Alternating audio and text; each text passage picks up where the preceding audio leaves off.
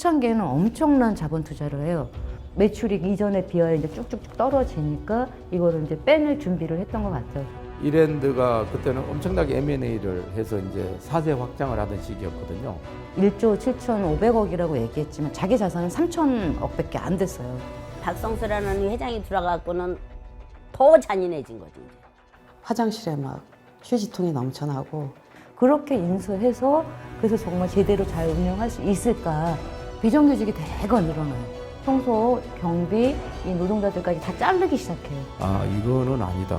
그러니까 끝까지 가야 되겠다 생각한 거죠. 서울의 마지막 노동조합이 없는 월드컵에 노동조합을 깃발을 세운 거예요.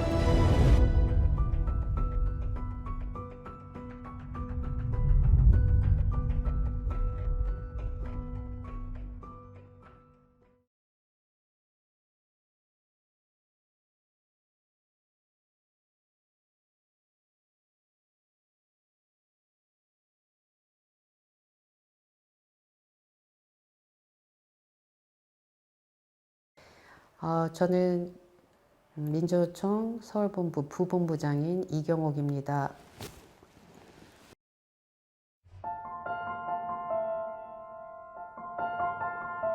제가 마트로 입사를 하게 된 거는 그러니까 남편의 갑작스러운 사망, 내가 일을 해서 살아야 되겠다. 제가 할 수 있는 건 음식 만드는 일이다. 그래서 뭐 즉석 조리식품, 뭐 아니면 그걸 샐러드 바라고 여기는 이제 또 외국계 기업이다 보니까 나름 자부심을 가지고 열심히 했죠. 재밌게 일은 했어요. 근데 인원이 충분하지 않으니까 다들 힘들었죠. 네. 하지만 까르푸가 이랜드에 매각되면서 그는 더 이상 샐러드 언니로만 남아있을 수 없었습니다. 그래서 그 당시에 비정규직이 이제 우리는 18개월 되면 자동으로 그 이제 그 협약 단체 협약에 그게 있었는데 18개월 되기 전에 이제 해고가 됐었어요. 최초로 아마 홈프레스에서 최초로 된 그 당시에는 홈에버였었죠. 실제로 눈으로 해고되는 걸 보고 그걸 느끼게 된 거예요. 이제 이 해고는 너나 할 것 없이 누구한테도 해당될 수 있다. 이랜드 홈에버에서만큼은. 유일하게 무노조 지점이었던 월드컵점에 노조를 세우기로 했습니다. 저도 초창기에는 무서웠죠. 어느 순간 제가 맨 앞장을 서야 되는 그 자리까지 왔어요. 그때는 노동조합으로 똘똘 뭉쳐서 우리가 여기서 정년을 마치자. 우리가 여기서 나가더라도 일할 곳은 없다. 이 일자리는 내가 지켜야 된다. 우리가 지켜야 된다.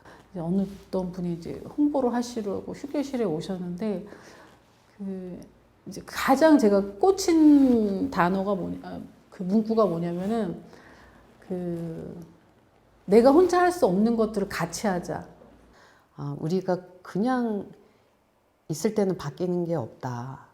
그렇다면 우리가 노동상권이 보장되어 있는데 노동조합으로서 투쟁을 하는 것은 우리에게 주어진 권리니까 그 권리를 사용하고 전사를 하겠다. 이런 생각을 사실 했거든요. 그래서 노조, 투쟁과는 평생 관계없는 인생을 살아왔던 여성 노동자들이 인생 처음으로 여전히 입에 올리기에 낯설기만 한 그 노조라는 것을 시작하게 됩니다. 그때 이제 비정규 보호법이 발효되던 시기여서 그게 7월 1일이에요. 우리 현장에서는 2007년 5월에 비정규직들을 해고를 시켰어요. 그런데 그 비정규직들의 해고가 부당해고로 판정이 났습니다. 그래서 우리는 집행부는 조합원들은 함께 해고된 조합원들을 복직시켜달라는 요구를 했었고요. 여기 와서 계산을 짓고 있습니다. 우리는 너희들을 계산대를 멈추게 할 수 있어. 집단으로 들어갔었는데 그게 어떤 회사의 반응이 없고 바로 자기들은 매출을 올리겠다는 그 욕심으로 바로 영업이 재개된 거예요. 그래서 조합원들이 나오면서 너무 화가 난 거죠. 우리가 이렇게 들어왔는데도 파업하고 하루 파업하고 나와서 저렇게 매장을 들어갔는데도 영업을 한단 말이야? 우리 해고자들을 복직시킬 마음이 없어? 진짜? 그럼 알겠어. 당시 이상수 노동부 장관이 비정규 보호법은 비정규직을 살리는 법이라고 하는 그런 언론 그 여러 가지 이제 보도도 많이 했죠. 사진 찍고 그 전날 저희가 월드컵 정관홍성 들어간 거거든요.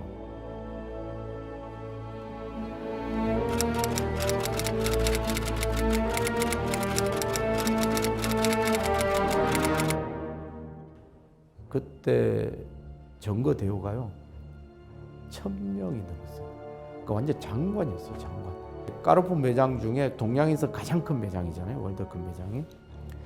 근데 그 넓은 그 매대 그리고 뒤쪽에 있는 진열대까지 거의 꽉 채워서 점거를 했어요. 정말 장관이었어요. 그 월드컵 점포가 엄청나게 크거든요. 그때는 처음에 딱 들어가서 그 자리에 박스 깔고 딱 앉는 순간 그 묘한 뭔가 우리가 했네? 할 수도 있네. 그러니까 하니까 되는구나. 너무 신났고 그다음에 우리가 외박하기 힘들잖아요. 근데 핑계도 좋잖아요. 우리는 거기에 있고 남편 밥 안 해줘도 되고 아이들 안 챙겨도 되고. 방송사나 언론사 기자들이 우리 여성 조합원들의 파업하는 모습을 보면 되게 감동을 했어요. 뭐 거기서 무슨 뭐 고무줄 놀이하고 뭐 하여튼 많은 노동 현장에 투쟁을 봤는데 이런 투쟁 처음 본다. 이렇게 밝고 재미있게.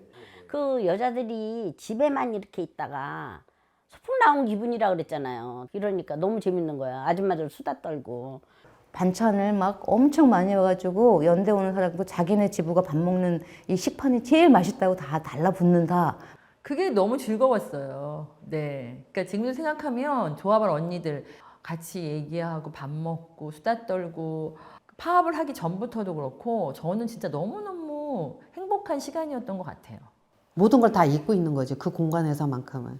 그리고 이제 여기서 우리가 투쟁 끝나면 뭔가를 얻을 수 있을 거야, 이런 희망들 있잖아요. 같이 있으니까 힘이 되고 그 다음에 같이 있으니까 두려움이 없어진 거죠.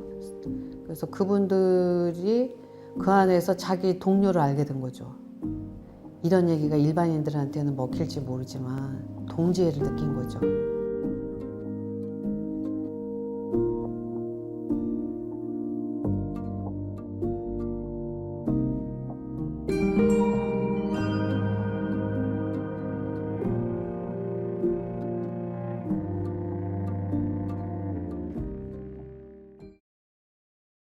근데 이제 너무 힘들었던 거는 전 계속 그분들 그 힘든 모습이 여전히 저한테도 이제 힘들게 남는데 이 싸움이 길어졌어요. 아주 길어졌잖아요. 자기네가 점거 하루만 하면 사실은 빵 끝날 줄 알았는데 이게 계속 갔단 말이야. 그 20일까지 점거했는데 여전히 회사가 안 움직여. 어느 날 어느 언니가 이제 안 보이는 거예요. 예, 계속. 그러면 물어보죠. 아니 사실은 뭐 누구랑 싸웠어? 아니면 뭐 아니 이게 이런 것 때문에 되게 상처를 받았대. 뭐 이렇게 얘기를 하는 거죠. 그걸 볼 때마다 진짜 가슴이 미어지죠. 가뜩이나 길어지고 있는데 애들 아빠부터 왜 그런 거를 해? 당신이 벌면 얼마나 벌어? 맨날 나가서 뭐 하는 거야? 그런 소리를 수도 없이 듣는 거야. 전부 내 편은 하나도 없어. 내 주위에 내 식구들도요. 경찰 진입하기 직전까지 한 조합원이 한 50명 정도 이제 매장에 남아 있었죠. 네, 점거 최종 인원이 그 정도. 이제 빠질 조합원들은 되게 이제 조합원들도 힘들어 했으니까 계속 경찰이 해산 방송을 하고 해서 그분들은 이제 다 뺐죠. 집으로 돌아가시라고 하고.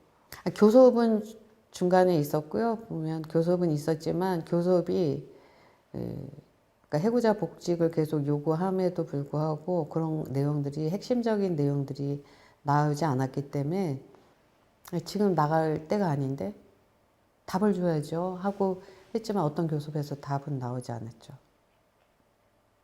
그리고 그러니까 우리는 자발적으로 그래서 안 나왔죠. 비자발적으로 끌려 나왔죠. 그런데 저희 아들이 그 전날 생일이었어요. 19일날 7월 19일에 생일이거든요. 그래도 엄마가 여기 있다가 아들 이제 미역국 끓여줘야지. 그리고 이제 가서 저녁 먹고 이제 자고 내일 아침에 가야지. 그리고 이제 새벽에 가는데 전화가 왔더라고요. 그래서 뭐야? 그리고 이제 막 뛰어가는데 정말 이제 난리가 난 거예요. 저는 밖에서 발을 웅덩거리고 그냥 지금도 생각하면 막 눈물 나는데 그 안에 같이 못 있었다는 미안함이 있죠. 예, 그리고 이제 그 연행되어 가는 그 경찰 버스 바깥에서 그냥 두들기고 같이 울고 그랬었는데 저는 밖에 있었고 이제 동료들이 그렇게 나오는 걸 이제 다 봤죠. 많은 분들이 다 네, 안에 이제 있는 사람들이. 그 얘기 좀 해주실 수 있나요? 어떤지. 그 우리가 월드컵 경기장에서 막 우위를 쓰고 물대포를 맞을 때 딱 이렇게 끌어안고 붙들고 하나도 거기서 무섭다고 도망 안 가고 우리 다 한꺼번에 붙어서 그러고 있었다는 게 너무 진짜 감동적이었고 물대포가 얼마나 센지 그렇지만 그 사람들이 한 명이라도 안 빠져나가고 다 붙어 있었다는 게 그게 저는 잊지 못할 것 같아요.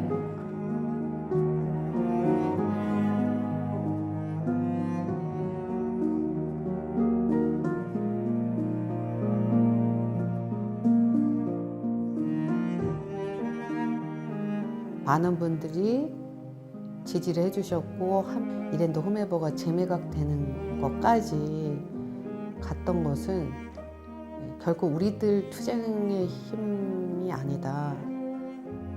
연대의 힘이었다. 세상을 보는 눈이 바뀌어진 거죠.